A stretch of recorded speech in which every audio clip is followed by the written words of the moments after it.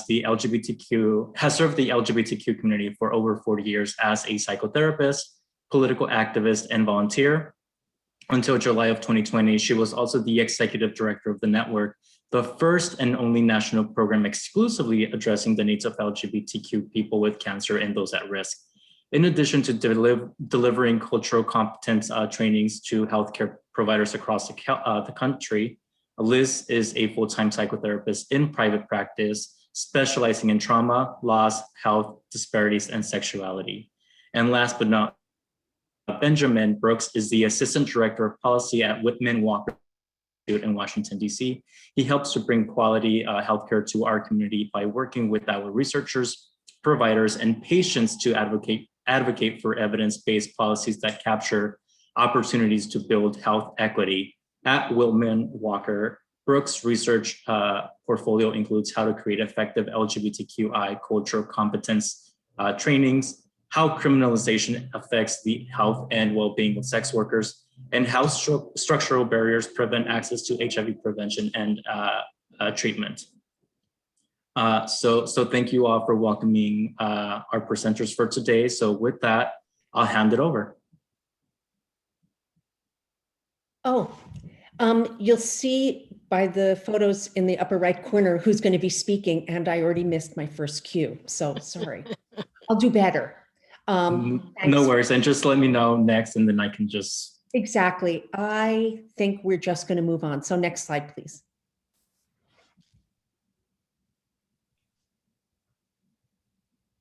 This one's on me. Hello, everyone. Glad to be here. Just so you understand where we're coming from and who's funding us. Gilead sponsored the first Cultural Competency Summit that we'll speak to, the first and second of our summits. So we have that to disclose. Cecilia Hardecker has no conflicts to disclose. And I would like to disclose that Gilead Sciences and the American Medical Association both are sponsors of the summit and the ongoing work, and that Whitman-Walker Health receives funding from Gilead, ViiV, for our mobile outreach work, as well as a number of funders from HIV pharmaceutical companies for the ongoing research that it goes on at the Whitman-Walker Institute, and our many legal and social programs. You can go to the next slide. So today we're going to try to unwrap the bit of the process that we went through in developing these standards, and hopefully help you understand how to develop and implement efficient and effective LGBT cultural competency trainings for healthcare providers. We want to understand how to address the intersections of sexual orientation, gender identity with race, ethnicity, and other kinds of differences among LGBT patients in trainings, and then also design trainings that help doctors, nurses, and other healthcare professionals become more effective communicators with patients and improve their ability to offer their patients true patient-centered care. Next slide. Good afternoon, muy buenas tardes a todos. Me llamo Cecilia, but everybody calls me Cis. I use she and ella pronouns. So we wanted to start with a question. If we were in person, we would do an icebreaker. We would have people raise their hands. We would do all those fun interactive things that we do when we're together. But we will use the technology that we have. So let's start with a question. If you could please respond to the question in the chat, and then we'll get the responses. We want to know, what are your experiences with cultural competency or cultural humility trainings? Have you participated in a training? Have you been a person who led a training? Have you had no experience at all? We just want to get an idea of who is with us today. And the chat is on fire. We have people who have led trainings, people who have participated, led and participated. We have both. It doesn't look like there's anybody who participated. They're coming in fast and furious. So we have people who've done both. It doesn't look like we really have anyone who has not been part of a training. So this is wonderful. We really hope that some of the things that you hear today are good suggestions and things that certainly we are proud of, that we've gathered and collected as guidelines for really effective cultural competency training. So excellent group, wonderful. We can go to the next slide. We also want to know what your professional role is in healthcare. So again, if you could respond in the chat and let us know what you do each day for work, how do you spend your time during the day? Give us an idea who's with us, since you are now over 40 folks joined with us. We have students, epidemiologist, nurse, physician, clinician, researcher, multidisciplinary. Now they're going too fast for me to read. We have nurses, we have a sane nurse, fabulous. Thank you for doing that work. A couple other students. Okay. It looks like we've got a really, as we like to say, our favorite, I think, is a multidisciplinary group, certainly people with plenty of experience with cultural competency trainings, either being participants or leaders. Now that you've told us a little bit about you, we will tell you a little bit about us, starting with Liz. Next slide, please. So as Edgar said, I am the founder and until last July was the executive director of the National LGBT Cancer Network. We were founded in 2007 and we focus on educating the LGBT community about our increased cancer risks and the importance of screening and early detection. And then relevant for this, we train healthcare providers to offer more safe and culturally competent care to their LGBTQ patients. And we advocate for LGBTQ inclusion in national cancer organizations, research, and the media. When I was in charge, we were based in New York City, and now that Scout does it, it's based in Providence, but most of our work is online anyway. Thanks. Next slide, please. So as I said before, I'm Cease Hardecker. I'm a nurse and the director of education at Howard Brown Health. We were founded in 1974, as it says here. We are the Midwest's largest, I would venture to say only, LGBTQ health network in the Midwest in Chicago, serving now actually over 43,000 adults and youth in our healthcare system across our divisions. We always like to share our mission because our mission is to put ourselves out of business. We are here to eliminate the disparities in healthcare that are experienced by LGBT people through research, education, and the provision of services that promote health and wellness. And so education has always been a big part of the work that we've done at Howard Brown. And I'm really excited that I've been able to contribute to this project. Next slide, please, for Ben. Thanks, Cease.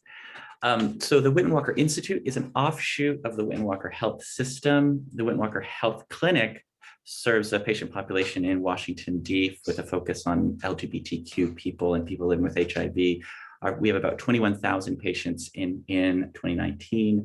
We take advantage of our long history researching HIV medications since the outbreak of the AIDS crisis in the 80s and 90s to continue to advance care for sexual and gender minorities. And we have sort of broadened our focus since then to empower all persons to live healthfully, love openly, and achieve equity and inclusion.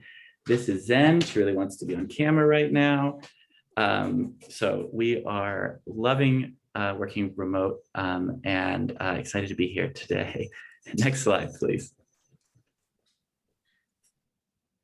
So I'm going to give us a little backstory on how we ended up here.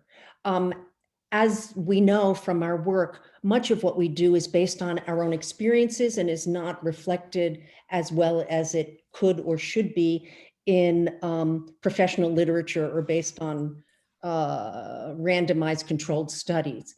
So in terms of cancer, in 2012, a colleague from Memorial Sloan Kettering Cancer Center and I brought together 60 of the people we knew working in some way on cancer in this community.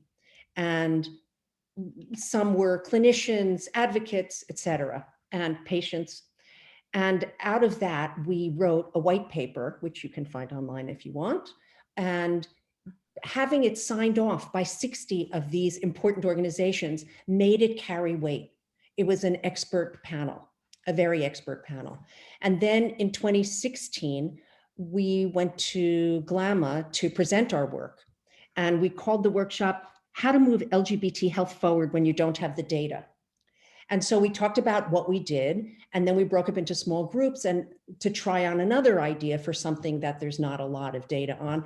And my group talked about cultural competence training, because everybody and her sister has a cultural competence curriculum in her back pocket, but how do we know what's good?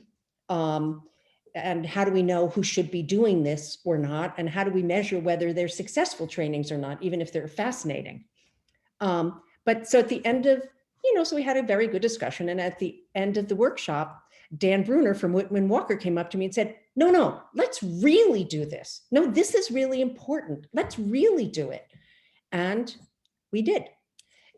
We did a lot of preliminary work, and we had our first summit in 2018, and we brought 21 experts in. We wanted to keep this smaller rather than the 60 that we had around cancer. And then we wrote up our recommendations, sent them around for community review. And then we met again with some different people and more people in 2019.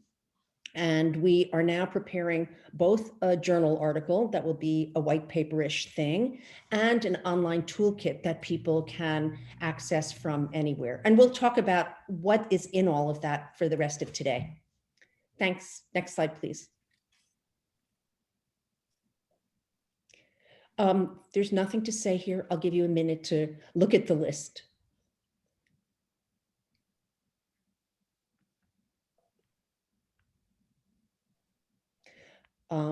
Next. We were pretty heavily into academics, and we tried in the second one to make up for the deficiencies in the first summit. Next slide, please. So we wanted to start with a look at what we identified as the guiding principles of facilitating effective trainings. And this was the result of, as Liz said, many really dynamic conversations between people who've been doing this for many years. And so the things that we think were the most important principles are listed here. I don't think any of these will be a surprise to anyone. I think putting them together in a collective statement is incredibly important. So we start with intersectionality. I don't think there's anybody on the planet that's not familiar with that term now, but we want that framework to really, always to keep that in mind, right? That each person's social and political identities combine to create different levels of discrimination or privilege in that person's life. So how do race, class, gender, other characteristics intersect and overlap, and how can we keep that in mind as we're developing training for folks? Minority stress theory, right? Living in a world where you are as part of a minority group, in this case, LGBTQ plus folks that experience discrimination, violence, and trauma. What does this stressful environment do to us? We all know that it has an absolute effect and contributes to a person's overall health. We want to keep that in mind while we're developing trainings. Thinking about lifespan development, that really speaks to our adaptive capacity at individuals to optimize our lives, right? Staying mindful of all the factors across our life that contribute to who we are now, and who we will be further in our lives. we want to focus on adult learning theory and transformational learning theory, and Liz is going to talk a bit more in depth about that in a minute, but that's also something that we need to acknowledge and pay attention to. And then the last point here is patient-centered and family-centered care. This, I think, is really one of the, it's certainly a foundational framework at Howard Brown, where the patient is the driver of the healthcare relationship, regardless of who is on either end of that dyad, but really focusing on making sure that that person has agency and power, whether it's an individual, whether it's a family unit, chosen family, whatever the case may be. That these are the really foundational principles of developing an effective training. Next slide, please. Oh, did anybody else want to add anything? I'm sorry, I meant to throw that out. Okay.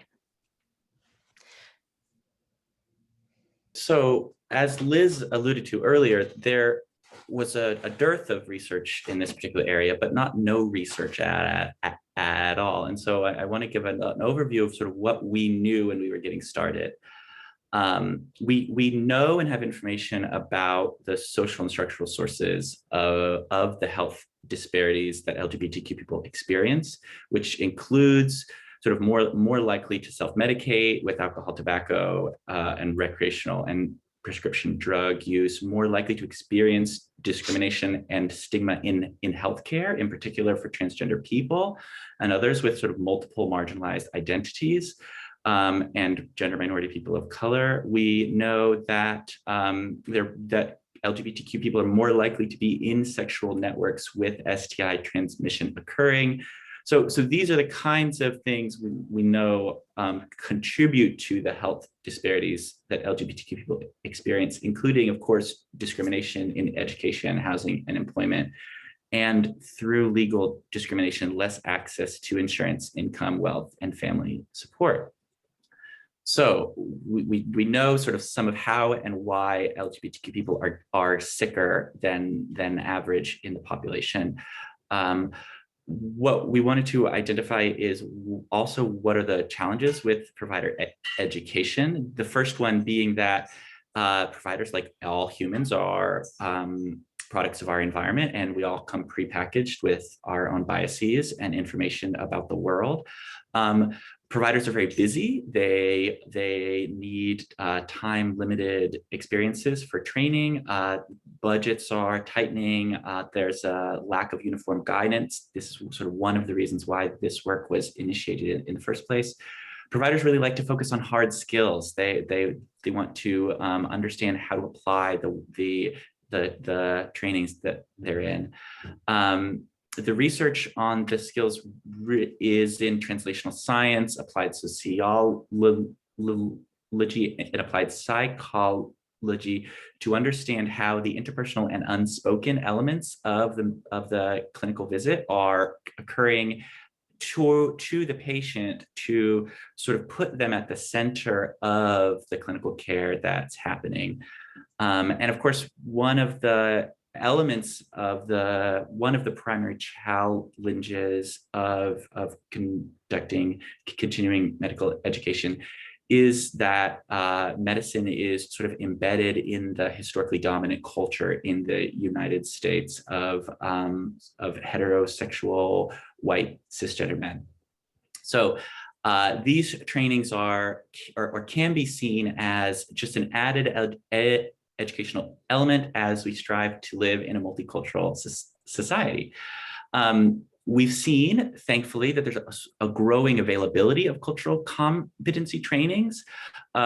These are happening in medical schools. These are happening at large medical institutions. This is really excellent in the large healthcare centers that have access to the resources to invest in these trainings. And so again, part of this work is to lower the barrier to entry into providing these trainings. And online trainings, of course, are a part of that. I want to take a moment to talk about the Kirkpatrick model, because we've identified that in trainings, what we can measure is changes in knowledge, skills, attitudes, and intentions. We sort of haven't gotten to the point of being able to measure behavior change, which it turns out is not something that most folks can measure. And so this helps us to understand then that these elements here, in-person, small group, multi-method over multiple engagements, and with a single discipline, these are the hallmarks of a highly effective training, that it would be with a small group of peers in person over a number of engagements using a number of different methods. So when we work through this presentation, we'll provide some examples of what that looks like in the work. Next slide, please. This next slide is the more recent examples and the updates of the research. This first one here is training to understand if we can improve a provider's comfortability with engaging in a sexual history taking. So what we found is that training can improve the skills that we're looking for providers to have. So this was excellent news. The second one is particular to cancer, which was a 4-part model that was created with the oncologist that it was designed to train. This was online, and the sort of fundamental finding of this training was that 97% were willing to recommend the training to a colleague. So online trainings work, but of course this was a highly specific and well developed training with this particular specialty. Next slide, please. Our next slide here is understanding where sources of bad experiences in the healthcare setting are coming from. And so what we have here is an understanding that people who experience stigma in their healthcare setting experience ill health as a result. And so it's extremely important for healthcare institutions to get this right. And then the second study on this slide is a little bit of a brag here. Whitman-Walker found through a retrospective chart analysis that our transgender patients were receiving similar levels of primary care to non-transgender patients. This is excellent news because primary care here is an indicator of access to care, is an indicator of high quality care. This is an excellent metric because transgender people are, according to the 2015 transgender survey, more often avoid healthcare when they need it because of fear of discrimination. So this is some excellent recent research. I also ask for those in the audience, if you have other resources that you think we should pay attention to, we welcome them. So please send them my way, and our email address is at the end. Is there anything anybody would like to add? All right, next slide, please. Now we're going to finally get to the recommendations themselves, and we will go into detail, but there are 1, 2, 3, 4, 5, 6 here, emphasizing diversity, addressing both structural and individual determinants of health, knowing how to prepare for a training, developing content, multiple methods, which, as Ben said, is the most effective in bringing about change, and choosing and using trainers effectively. What's missing from this is evaluation, and that is the 7th recommendation. But it's so big that we decided to postpone that for, I don't know, summit number 3 or something. It requires a whole level of different expertise and maybe bringing in other people than we had to do this. Next slide, please. It will, in fact, be the 8th wonder of the world when we crack that nut, getting an evaluation that measures outcomes in a longitudinal way. So I'm going to talk a little bit about the first part of our preliminary recommendations is to really emphasize diversity and recognize intersecting identities. As I mentioned before, there really are inherent challenges when living at the intersections of multiple identities. So what we're suggesting is we need to consider, how do we connect with folks in a holistic way? How do we connect with folks in ways that they can relate to, that make sense to them, that are important and are indicators of the reality of their lives. We want to make sure that we're cognizant and work with a racial equity lens. I don't think there's anyone who would disagree with that. And certainly another way that we interpret that at Howard Brown and many other places do is also working with a trauma-informed lens, because the world that we live in is exceptionally challenging for people of color. I was going to say nowadays, but that's completely inaccurate as well. But really working to advance the goal of racial equity. We want to make sure that that is something that we are always mindful of. We want to make sure that we're teaching humility. Humility is paramount when we're talking about approaching patient encounters, collecting patient histories, clinical encounters. We think that recognizing those power imbalances, recognizing the fact that when someone comes into the healthcare system for help, the moment they walk in the door, they are in many senses in a vulnerable position, and that we as the healthcare system and or providers are in a position of power. So if we can immediately recognize that and understand and put ourselves in that humble place, we can be more successful, I believe, going forward. And if we focus our education in that way, it can be really helpful. Focus on deconstructing bias, both in cultural competency for deconstructing bias of folks who are participating, and also well beforehand in the preparatory phases, deconstructing our own bias, like looking at the things that we may have some type of implicit bias that we're not aware of. So part of my practice is to, from time to time, go and do the IAT exams through Harvard, just to check and see if the needle has moved in any particular direction myself. And I'm always surprised when I finish. I know the test, I know the questions, and I'm still surprised at the results sometimes. And it's very eye-opening, and I like to do that on about every year. I do that. Include specific examples. Gosh, there's nothing more important than storytelling. I think sometimes adding a personal anecdote when it's appropriate and safe can really be powerful and initiate a profound change or transformation, could potentially for an individual or even for the group. And our last point here is to state what is not present. Are we missing a person's voice? When at all possible, name what is absent from your session. One of the things I've seen people doing recently is beginning their presentation by identifying the land that we are standing on and which of our Indigenous people were the first one here. I've seen that happen many, many times recently. And I think that that's an incredibly important statement to make. So that's a little bit of a wrap up of that. Anybody else want to add anything to that? I do. Thanks, Liz.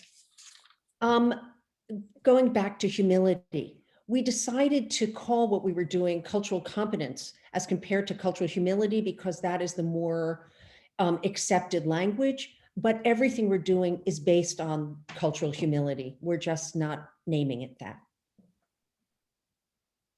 Go ahead and go to the next slide.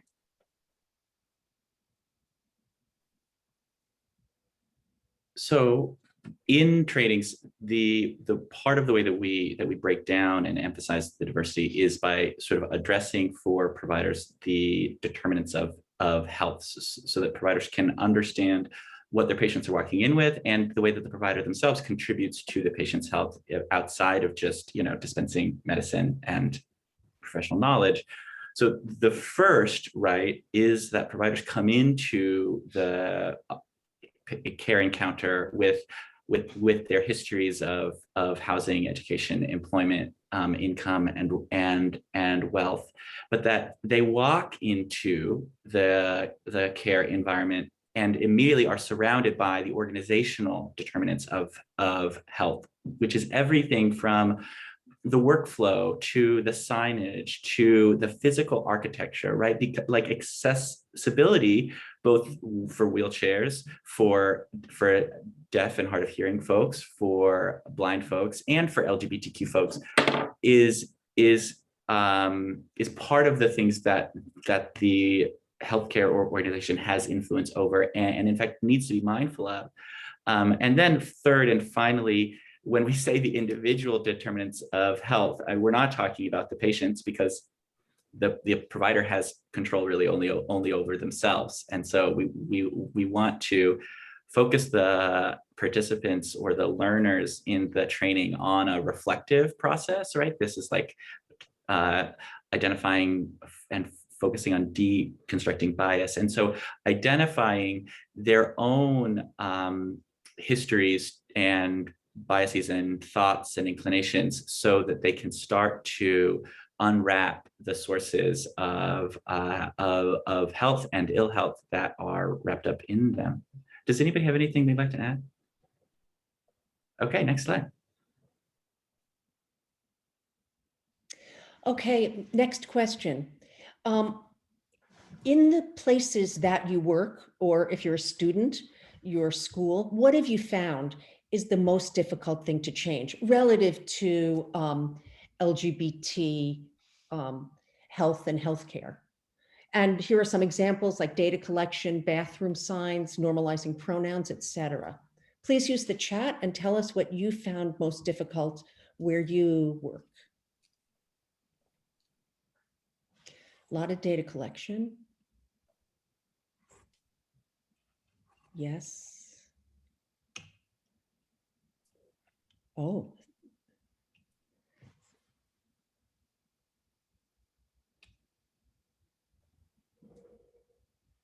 Data collection with marital status. I think we should take a look, if not now, then later, at the chat, because people are giving more detailed answers than I can summarize here, and I appreciate those. Curriculum mapping, normalizing pronoun usage in the classroom by faculty and other students. Data collection with marital status and pronouns especially. Many think they already know it all when they don't. Threat of state action against us. Attitudes and relevance in healthcare. Thank you. Implementation of systemic strategies. Yeah, there are a lot of hard things. It's true. Oh, knowledge of the existence of good resources. Okay, we can help with some of those. Okay, moving on. Next slide, please, Edgar. I think by the time Benjamin's done collecting everything, this will be an incredible resource for people that hopefully we can share with folks. So how to prepare for your audience. I don't think any of these are surprises to anybody, but they're so critically important. If we can do, if you can do a pre-training assessment, and here is a sample, it's a little small, but I think you can probably blow up your screen a little bit and take a look. It gives the person who is going to be delivering the training, facilitating the training, there's lots of terms to deliver, facilitate, moderate, train, all of those things. It's the person, I like to say, who is going to really help drive the change. And so take a look at, if you can do something like this ahead of time, it's very helpful. It's so informative for the person that's going to be doing the training, because it makes sure that in addition to the information that we want to deliver, that we are also touching on things that are important to this group. It's helpful to have demographic information to know who you're talking with. In the same way we asked who was with us today, we can ask ahead of time who our audience is going to be. Make sure people are well aware of non-discrimination requirements. This is also a place where we can say that we're going to establish ground rules, that we're going to basically set some guidance to the sessions themselves, but it's good to let people know these things ahead of time. In so many cases, we find out that an incident has happened, some encounter that sparked the need for education. It's always nice when people ask ahead of time. Obviously, we don't want anything harmful to happen, but in some cases, that's the case.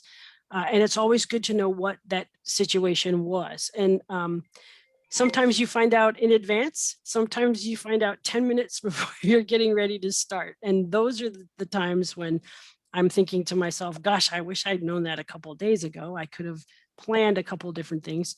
Who asked for the training? When administration asks for a training and they mandate that people attend, that's a little tougher audience because they may not really want to be with you that day. And so that's important to know. And ultimately, what is our goal? What do we want to accomplish? Do we want to just deliver information? Do we want to see some knowledge change, knowledge improvement? Or do we want to, as I said before, try to affect some kind of longitudinal change that will change folks' practice, daily practice, and ultimately will improve the health outcomes of our patients? And that really, as I said, is, the eighth wonder that we're trying to get to. Anybody want to add anything to that? Yes, I want to get down to the accomplished question. It's good to ask what the person who's organizing the training wants to accomplish, even knowing that many times it is not at all what I intend to try to accomplish. And so do not be limited to that, because I'm always trying to change knowledge, attitude, and behavior. And many times they're just trying to, work it out because some staff member said something transphobic to some other staff member and they just want everybody to be happy. So we want to know what they want to accomplish, but we do what we do. Excellent addition. Thanks, Liz. Sure. Go ahead and go to the next slide. So now you've done your pre-training assessment, you're finally in the room. What are you going to talk about with these folks? So we kind of have, I guess that's 5 fundamental goals here. You got to give them the words. They need to know what is sexual orientation, what is a gender identity, what are the words for those things that are being currently used. And the language is always changing. So cultural competency trainers have job security because this is always a fluctuating environment. What are the things that we can do for LGBTQ people to promote health, and how do we emphasize resilience? So these are the ways of like engaging with your patients that remembers that they are strong and amazing people for making it to the healthcare encounter. Again, emphasizing the diversity of LGBTQI people. There were not just gay men in the gay community, right? So we have to remind folks that this is the case. The self-awareness of assumptions and biases is one of those that we will get into a little bit later, but it's essential in these trainings, and often if you can't train on anything else, challenging people and training them to be aware of their assumptions can be the most useful skill to impart.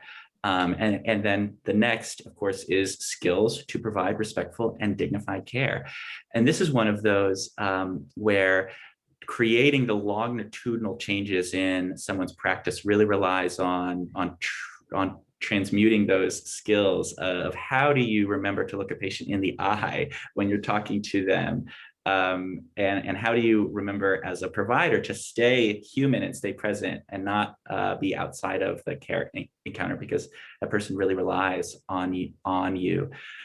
To the sort of list on what is the right side of the screen for me, really just sort of goes through some of the overarching topics that we included in our guidelines. I won't read them out loud, but you'll see one of those that I'll pick out, right? Clinically appropriate questions. This is a particular interest for intersex patients. Many providers may not be aware that they have intersex patients, and so they may sort of have a natural curiosity about what an intersex patient's life is like, what their genitals are like, and that's not appropriate. And curiosity is fine, but remember that this patient is coming to you for a very particular reason, and so understanding when a question is appropriate and how to ask a question in a clinically appropriate way is one of the things that really needs to be covered in trainings. Does anybody have anything to add or anything they want to emphasize? All right, next slide, please. These are really important because we're not teaching high school. If we were teaching high school, they're like empty vessels. And they're like, just give it to me, and I'll give it back to you on the midterm or final, or I'll put it in the paper. But adult learning theory helps us understand that we are training people who have a strong sense of self, and they're firmly attached to what they do. I mean, most clinicians have thought about how they want to run their practice or their patient encounters. And they don't take well to hearing, yeah, that's not so good for my people. So you really have to understand that they already are set in their ways, and they've done it not haphazardly. These are well thought out ways, even if they're not that good. And so you have to tread gently. And also, adult learners want to know, how can I use this? Like, if I can't use it, like, why am I telling you this stuff? Transformational learning theory says that personal change is based on a deeper understanding of oneself, not just rooting out your unconscious biases, but knowing who you are and how you came to be that way. And that change comes from disrupting that. So a lot of the work that I do in my trainings is about self-reflection, because most people have some experience of discrimination and some experience of secrecy about parts of their lives, either now or at other times. And since we're not just trying to change their knowledge base and not just trying to change their skills, we want to change their attitude. I don't think anyone's going to remember most of the things I say, but I want them, when they get to the New York Times the next day and they see an article on LGBTQI health, that they're like, oh, I care about that. So I'm trying to change attitude. And I think the best way to change someone's attitude is to encourage them to feel their own stuff that might be similar. Anyone want to add to that? The next slide, please. So there's so many ways that we can accomplish what Liz is talking about, right? We're going to make sure that we're addressing all of the things that are listed here, but this is a place where the trainer can be creative. So I've been in Liz's training. I don't know that Liz has ever been in one of mine, but how did that happen? Anyway, so everyone makes it their own, but there are some guides that we think people should pay some attention to, depending upon the topic and the content. We think that these timeframes are useful. And this is just inherently a challenge, because if we want to talk to providers, they like things in 20-minute chunks. What are we going to be able to do? What kind of information, what kind of attitude change are we going to be able to accomplish in 20 minutes? Well, so this in itself is a challenge when we get started. I think that there are so many different methods, a few of them listed here. I am a huge fan of any chance you can do something that's active or interactive or role-playing, having discussions back and forth. I love what Liz said about having opportunities to be self-reflective and see how we are similar in our experiences. I think all of those things are so helpful, because I think that this, and what I mentioned before, using storytelling and those shared experiences really is the way for people to connect. And I'm a huge fan of, yes, we want change, but I'm a big believer in skill building. So practice. Anytime you can get the opportunity to get a group of people together and say, you're all nodding your heads like you can do this. Let's practice and make sure that we can, because when you're in that encounter with a person, you don't want that to be the time when you discover, oh, I probably should have practiced this well in advance.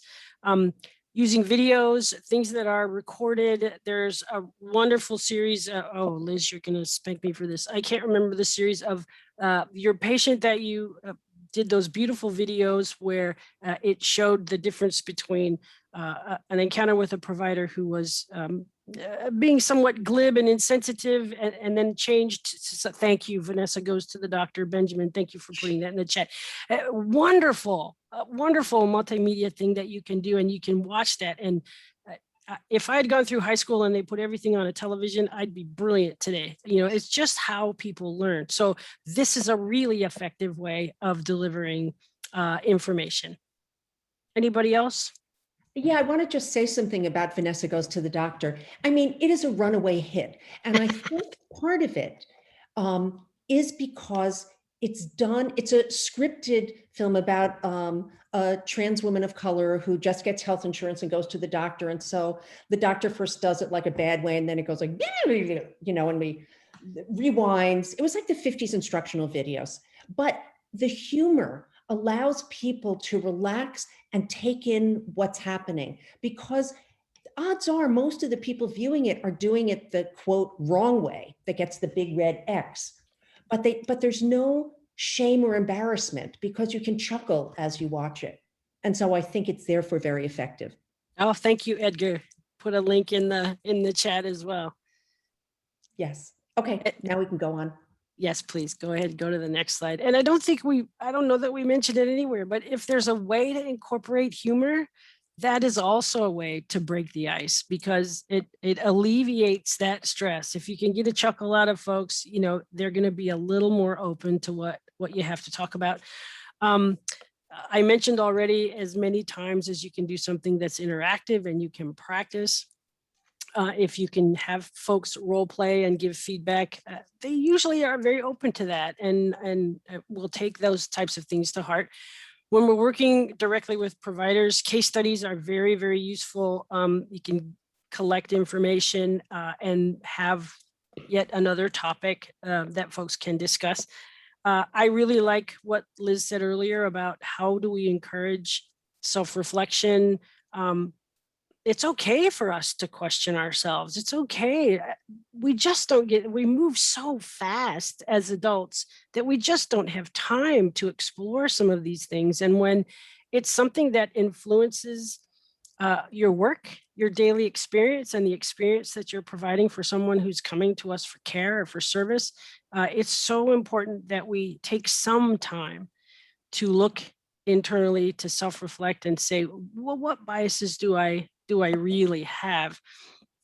I think I keep saying this because it's a personal challenge of mine, is what does follow-up longitudinal evaluation, how do we evaluate sustained change, like individual change over time? And then what's the ripple effect from that? So did this person have some kind of transformation, right? They now care, as Liz said. And then did that person then influence their team? Did they influence folks that they work with, other colleagues, peers that they have? Have they taken what they've learned and shared it with them? Have they gone to administration and said, I had this amazing training and there's these things that we need to do. What can we do to incorporate that into our institution? And then, you know, did it show up in that institution? Do they make a commitment to diversity? Do they make some policy changes? Do they change and now start asking sexual orientation and gender identity questions? If this is of profound impact, and if we only have the individual impact first, can we come back? Can you do a series of trainings and have gain access to different parts of the staff in that institution? So we can start individually, and over time, you really can have a profound change to an institution or an agency based on the work that we do. Anybody else want to add to that? Nope. I wanted to add, some of the trainers that I spoke with recommend yearly annual trainings as sort of a good step for follow-up, mostly because things change and you'll need to refresh people, and staff changes and you'll have new staff in that need the training. So I wanted to add that point. And then I wanted to add also in exercises to encourage self-reflection. the feedback that I've received is silence is key, that trainers have to be willing and comfortable to sit in silence with the learners to enable them to have the space to get uncomfortable. I do want to add one thing, which is that we have to remember that people are with their colleagues when we're training them. And so what they're willing to think about or write down on a piece of paper is not necessarily the same as what they would say out loud. And I think the exercises to encourage self-reflection have to respect that people are in their workplace.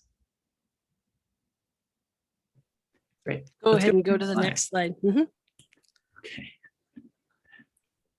So now you've done your training, you've done your evaluation, and now you're figuring out how do I manage these folks as trainers. This work is very hard. It takes a lot of emotional labor. It takes a lot of sort of emotional will and skill in being able to read a room, being able to engage in almost an intellectual or detached way, while also being deeply connected to one's emotional responses. And so this is a highly calibrated skill set. And so it takes a great degree of energy and support in order to do this well. So the best practices that we have accumulated from our research is have multiple trainers and have multiple trainers of many different stripes, right? At Whitman-Walker, our training team that I observed was a Black lesbian woman and a middle-aged white gay man. And it was like an amazing array of difference for them to sort of come into a room and do, as Cease and Liz both said, like with a sense of humor and a sense of comfortability, come in and kind of work the room, right? Which allows you to sort of make your audience comfortable. But moving on, you have to acknowledge the limitations of the training, set appropriate expectations for your training experiences, right? That we're more likely to be able to measure changes in intention than changes in behavior, and the changes in patient health are even sort of tertiary to those goals. So it's important that we don't expect trainers to change the whole clinical care environment over the course of one or two trainings. And trainers need to be paid properly and fairly. What we often encourage folks to do is to have, if they're accessible, patient volunteers from the community to come in and increase the diversity of the training and offer folks their own experiences, which, as we know, are extremely powerful. So fair compensation for a community member's support in this endeavor might look different for each community member. And the important thing to do is to be thoughtful and to ask them what they want out of it. Some volunteers just want the satisfaction of a job well done. Some people need money. So it's important to be thoughtful about that. On the right-hand side, we have sort of a general list of what trainers need to be able to do. It's very important to us that we didn't say that trainers needed to have a degree in social work or a master's in public health or co-authorship on a publication, right? But that trainers were experts in the subject matter if because of their lived experience or because of their education and training. But again, I won't read through this list for you, but I will ask, would anybody like to add anything? Okay, next slide. Okay, I think this is our final question, and I see we're down to like our final 4 minutes. And this is about today.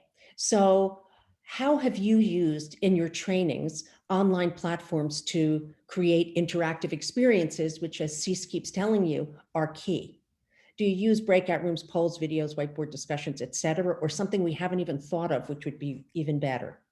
And if you could just put some answers in the chat, we'd appreciate it. Breakout rooms. We're gonna breakout rooms. Polls like this. videos, discussions, online Jeopardy with trivia questions. I like that. Nice. Polls and breakout rooms. I've used slido.com for polls, jeopardylab.com, an online pronoun practice quiz, word clouds, Kahoot. Thank you. Let's next slide, please, because I want there to be time for a question. Oh, there we go. There we go. Feel free to unmute yourself and ask some questions. So Nelson in the chat asks, do you have any advice for handling difficult training participants? At what point do you ask them to leave the training? I've never asked anybody to leave the training. I have never asked anyone to leave. I've had people leave, but I don't believe I've ever had to ask anyone. Usually if you set ground rules, people are pretty respectful. Peer pressure is a pretty powerful thing. I've had people ask really inappropriate questions, and that's when I use silence. I will literally say, please give me a moment. I need to think about how to respond. It sort of puts them back on their heels because they think they've stumped you, but they haven't. I just want to make you sit there for a second and then try to find a way to respond to, in some cases, a really, really awful thing that somebody said that could be harmful to other people in the room. So I would say that that's typically what I try to use, is that the tool of silence. An awkward silence is okay in that situation. I tend to lean on the group to help. Like if someone says something really outrageous and I have lost my cool over it, I should not say anything. And so I found that, like, rather than thinking I have to single-handedly, tackle this and make him stop or change his mind, if I put it back to the group, and perhaps they see the flummoxed look on my face or something, but the group is better at it at those times when I can't be rational. And both of those provide opportunities for people to practice the skills that you're teaching in that moment, which is excellent. Mm-hmm. I just want everybody to know that I've saved this chat, so it will become part of our toolkit. Thank you so much.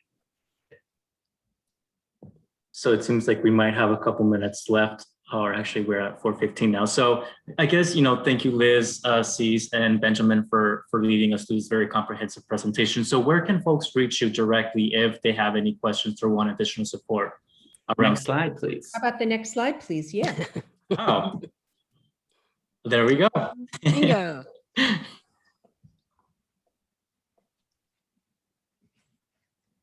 Perfect. So you all for this very wonderful presentation today. Nelson, anything you'd like to add? No, I think that's great. A lot of our participants have done trainings as well. I think a lot of the advice you shared was great. I particularly picked up on knowing your audience, because, as we've probably all been, or many of us have been asked to give presentations at our institution or elsewhere. Anytime I've been asked, I try to tailor it for the audience, so get a sense of who's going to be there. If I'm in another part of the country, I have to read up, like, oh, I'm in Nevada now. I need to read up on what's going on here. And as far as the LGBTQ community, what are their specific healthcare needs? What's the state of affairs, like politically, in that respective state or locality? So, it's important to to adapt to your audience and where you're presenting. So that's really important. And it's challenging too, like training new people to do similar work. It takes time, it's energy, and how do you incentivize it both for yourself and the trainer, particularly for many of us that are very busy. Hopefully your institution or your employer finds ways to recognize the work that you're doing, giving you the time to train more people to move the work forward. And like I mentioned, offering co